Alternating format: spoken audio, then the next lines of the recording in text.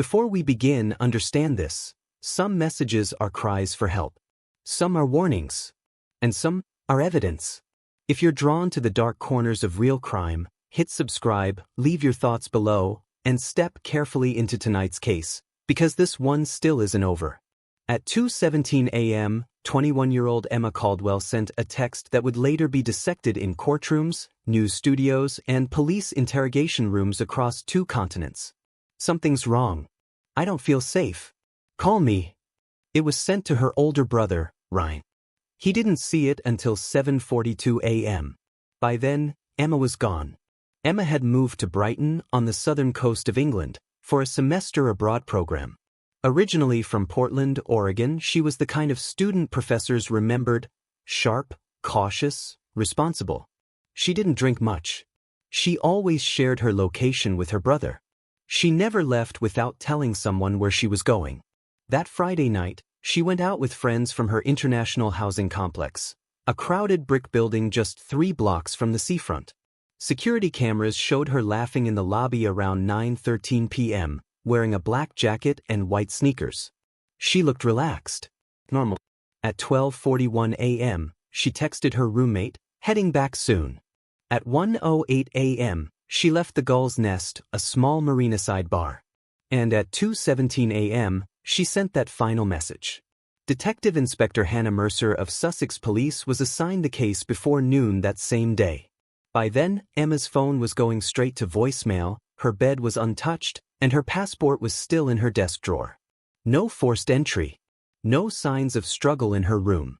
But her location-sharing app told a different story. At 2:05 a.m., Emma's phone pinged near Kings Road, an area lined with late-night kebab shops and taxis. At 2:16 a.m., it moved south, toward the dark stretch of promenade along the water. After 2:18 a.m., the signal cut out completely. Mercer requested CCTV from nearby businesses. Most cameras were grainy. Some pointed the wrong direction. But one clip stood out. At 2:12 a.m., Emma was seen walking alone, glancing over her shoulder. Not once, 3 times. Her pace quickened. A dark sedan rolled slowly behind her. It didn't speed. It didn't honk. It just followed. The license plate was unreadable.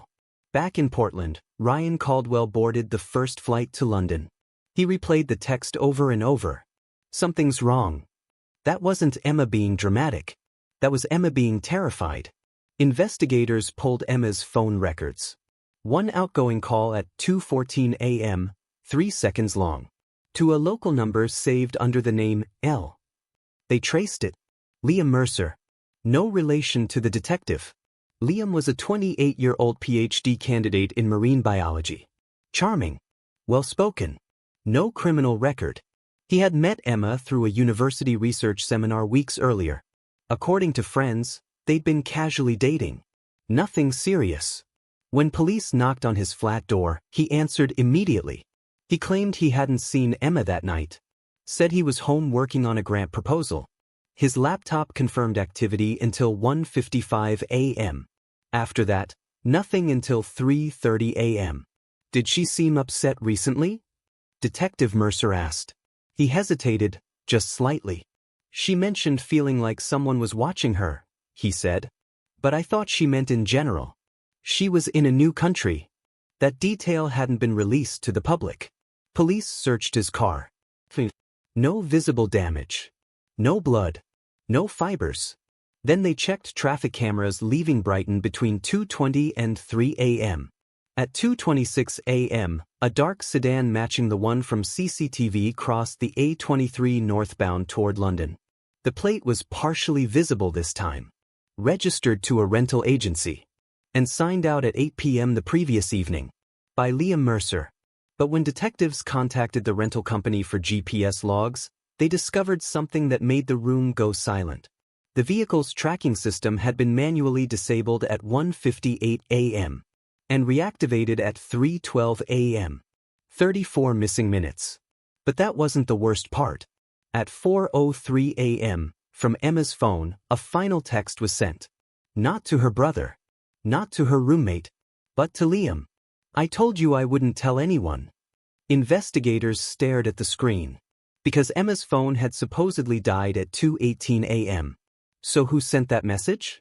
And more importantly, what was she threatening to reveal? By the second day of the investigation, Brighton felt smaller, tighter. Every alley, every parked car, every shadow along the promenade seemed to be holding its breath. Detective Inspector Hannah Mercer had worked disappearances before. Most unraveled quickly, a voluntary escape, a misunderstanding, a drunken mistake. But Emma Caldwell didn't fit those patterns. She was methodical, careful, the kind of person who double-checked the stove twice. And yet, her phone had sent a message at 4:03 a.m., 45 minutes after it supposedly went dark. Forensics confirmed it wasn't a delayed delivery. It was typed and sent at that exact time. The cell tower ping placed the device 12 miles north of Brighton, near a wooded service road just off the A23. The same direction Liam Mercer's rental car had traveled. Police brought Liam in again, this time without the courtesy tone. He maintained composure, but the cracks were forming. "Yes, I rented the car," he admitted. "I needed it for field sampling this weekend." "At 3 in the morning?" Mercer asked. "I couldn't sleep. I went for a drive." "And disabled the GPS?" Silence. His explanation was technical, something about privacy concerns, data misuse. It sounded rehearsed, overthought. Meanwhile, digital analysts pulled Emma's cloud backups. Photos, notes, messages. And buried in a folder labeled Drafts, they found something chilling. A note created 3 days before she vanished. "If anything happens to me, look at Liam's research funding. It's not what it seems." The room shifted. Liam wasn't just a PhD candidate. He was attached to a privately funded marine conservation project backed by an American investment group. On paper, it focused on ocean sustainability. But financial records showed irregular transfers. Large sums moved between shell accounts in the UK and offshore entities in Cyprus. Emma, majoring in investigative journalism, had recently started freelancing for a student publication. Her latest unpublished piece? A deep dive into ethical violations in environmental research grants. She hadn't told anyone she was investigating Liam. Except maybe Liam. Detectives obtained a warrant for his flat. Hidden inside a locked desk drawer, they found a burner phone. Powered off. When forensic techs charged it, one unsent draft message appeared. "You shouldn't have gone digging." Timestamp, 1:49 a.m., 28 minutes before Emma's final text to her brother. The tension in the investigation tightened like wire. But Liam wasn't the only name surfacing. Emma's bank activity showed a £200 cash withdrawal at 1:52 a.m. from an ATM near King's Road, minutes before she was seen on CCTV. The footage from that ATM revealed something new. Emma wasn't alone. Standing just outside the camera's full frame was a woman. Blonde, early 30s, wearing a long camel coat. She never faced the lens directly, but she was close enough to speak to Emma. Emma looked anxious. The woman looked calm. Police ran facial recognition through nearby street cameras and eventually identified her. Dr. Sofia Varga, a senior researcher on the same marine project as Liam. When questioned, Sofia denied seeing Emma that night. Claimed she was home preparing for an early lecture. But her phone placed her near King's Road at 1:47 a.m. Confronted with the data, her tone changed. "She asked to meet," Sofia admitted. "She said she had questions about the funding. I told her it wasn't my place." "Did you threaten her?" Mercer asked. "Of course not." "Did Liam know you met her?" The pause. "I may have mentioned it." That single sentence detonated the timeline. At 1:49 a.m., Liam drafts a threatening message. At 1:52 a.m., Emma withdraws cash after meeting Sofia. At 2:12 a.m., she's seen walking fast, glancing behind her. At 2:17 a.m., she texts her brother, "Something's wrong." At 4:03 a.m., her phone sends Liam, "I told you I wouldn't tell anyone." Investigators began to suspect something colder than panic. Something premeditated. Search teams were deployed to the wooded service road north of Brighton where Emma's phone last pinged. Drones scanned the tree line. Dogs combed the underbrush. Hours passed. Then one of the K9 units stopped abruptly near a shallow embankment. Partially concealed beneath loose soil and broken branches, officers uncovered a white sneaker. Untorn. Emma's size. The ground around it had been disturbed recently. But there was no body. Just the shoe. And 20 feet away, pressed deep into the mud, a second set of tire tracks. Different tread pattern. Not the rental car. Which meant one thing. Liam hadn't been alone out there. And someone else had been waiting in the dark. The second set of tire tracks changed everything. Up until that moment, Detective Inspector Hannah Mercer had been building a case around Liam Mercer, the rental car, the disabled GPS, the burner phone, the draft threat. It all pointed in one direction. But criminals rarely operate in straight lines. Forensic analysts cast the tire impressions from the wooded service road. The pattern didn't match the rental sedan. It matched a midsize SUV, European make, all-terrain tires, recently replaced. Cross-referencing vehicle registrations connected to the Marine Research Project, only one name surfaced with that exact tire purchase in the past month. Dr. Sofia Varga. When police executed a second warrant on her home, they didn't find blood. They didn't find clothing. They didn't find a weapon. They found something colder. In her garage, recently pressure-washed, luminol reacted faintly near the drainage grate. It wasn't enough to confirm what had been cleaned, but it was enough to justify tearing the place apart.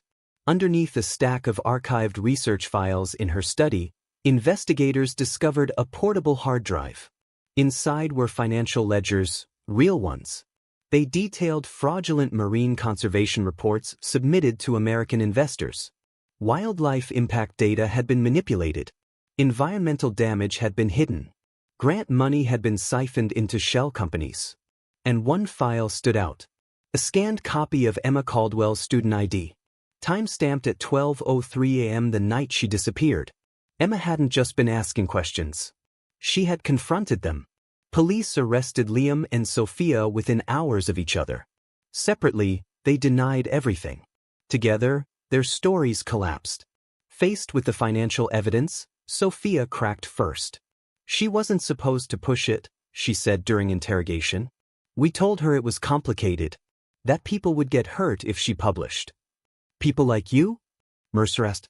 Sofia's composure fractured. She said she had backups. That if anything happened to her, everything would go public. And then the truth surfaced. Emma had met Sofia at 1:47 a.m. not for answers, but for leverage. She had already uncovered the financial fraud and threatened to expose it to both British and U.S. authorities. Sofia panicked and called Liam. They agreed to scare her, convince her to walk away. But fear escalates fast in the dark. Sofia admitted she drove the SUV to intercept them after Liam picked Emma up under the pretense of talking privately. On the wooded service road, the argument spiraled. Emma recorded part of it on her phone, a voice memo investigators later recovered from cloud storage. In it, her voice shakes but stays firm. You think ruining ecosystems for profit is worth this? You think people won't find out? Liam's voice responds, tight with anger. You have no idea who you're threatening. The recording cuts off with the sound of a car door slamming. Sofia claimed it was an accident. That Emma tried to run.